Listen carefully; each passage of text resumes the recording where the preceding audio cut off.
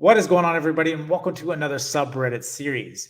Now, what I'd like to do in this series is pick out a question that is marked up to hopefully help you answer those lingering questions you may have in hopes to help you solve these particular issues with tools, perspective, anything that I think can help you in this particular situation.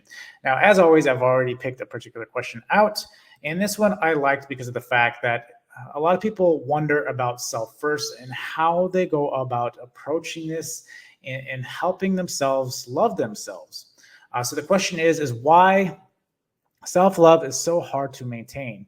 I recently woke up from the spiral of trying to chase someone in order to receive love, completely forgetting the promise I had to love myself and put myself first. Why is it so hard to stick with self-love in times of loneliness?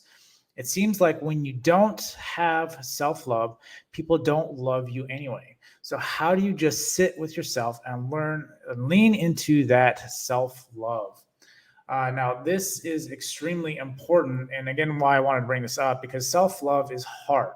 A lot of times we run from self-love, from self-care, because of the fact that we feel like we're hiding something. There may be something, a previous event in your past that you feel has really essentially tainted your life.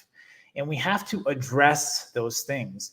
We have to realize that we aren't who we are in the past. Those choices that we made, that's not who we are right now.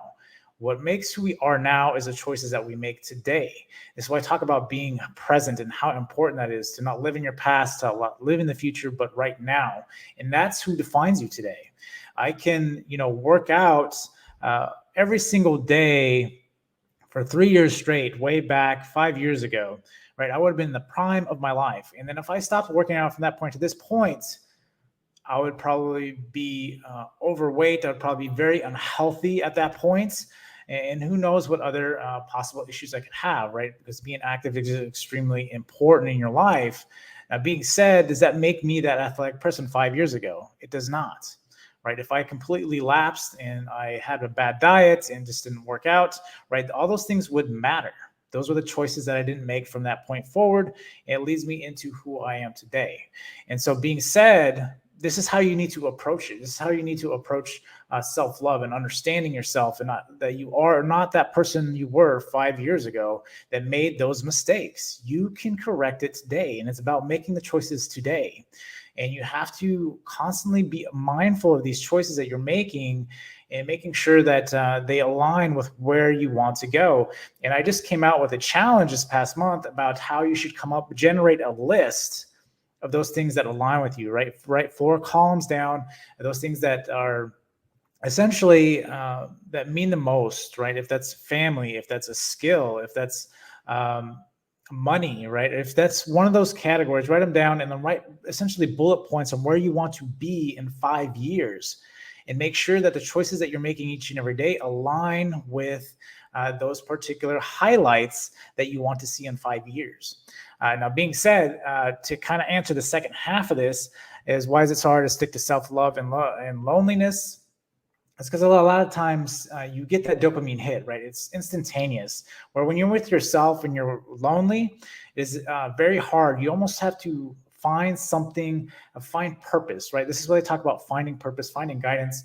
And you also lead into the fact why other people don't want you if you don't love yourself. It's extremely important. And it deals with any relationship, right? You have to have your own life. You have to have your own thoughts and ideas and opinions. You have to live a life that somebody else wants to be a part of.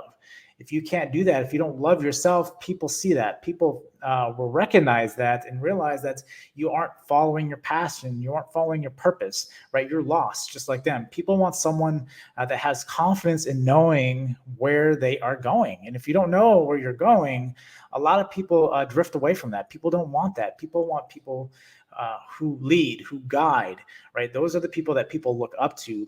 Everybody wants to be that person. Everybody wants to have those people in their lives. And that's why, because they practice self-love. And it's not easy. I'm not saying self-love is easy. Self-love is being aware of what you are doing, of the choices that you are making, realize that you are creating, realize that you can change it all today, right now, by the choices that you make. Again, aligning with those things that are lined up on your list. Being said, let me just see if there's anything else in here. in this question, well, how do you just sit with yourself and lean into your self-love? Again, so if you have that list and you know that you aren't your past and know that you have to change the now, right? You might have a routine that is just not working for you, and those things that you're doing now have nowhere aligned with those things that you have in your list. Maybe you need to do a little bit of research on some stuff. And this is why I talk about being curious and building a list on those things that you want. And a lot of times you won't know what you're missing until you actually have it and it's taken away. So what you need to do is perhaps experience some things that you're curious about to start building that list out. And you don't have to have family on there. And it goes back to the whole loneliness thing, right? Is developing your purpose, experiencing things allows you to become the person that you want to be. And it's very achievable, right? Aside from limitations from height and all those kinds of things, you can still go out and achieve those things. You can still go out and achieve your health, right? If you have health goals, go out and achieve financial freedom, right? All these other different things, or have a good, solid relationship. But you have to, again, understand that it's all based off of how you perceive yourself, and not hold value in other people and other things, so much so that it takes away from yourself.